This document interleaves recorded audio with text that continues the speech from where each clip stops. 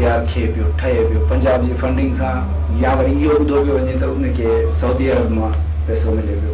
उनमें अंडरग्राउंड अहिड़ा माण्हू ॿाहिरों आणे रहाए इन्हनि दहशतगर्दियूं ज़रूरु कयूं हुजनि त ॿी ॻाल्हि आहे, पर सिंध जो माण्हू कंहिं बि हवाले सां मां सम्झां थो मौलाना असांजो ॿेर शरीफ फारूक कुरैशी साहिबु उन बि कॾहिं दहशतगर्दी जी तइलीम न ॾिनी। उहो बि कालाबाग डेम सिंध जे क़ौमी मामलनि ऐं मसइलनि ते चिटो हुयो।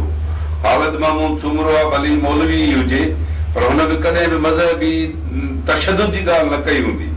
उन करे असां चऊं था त सिंध जे मुल्ले में बि उहा शुनास आहे त हू सिंध जी जेको हुनजे खून में सेक्युलरिज़म समायल आहे उहा अॼु बि उते आहे।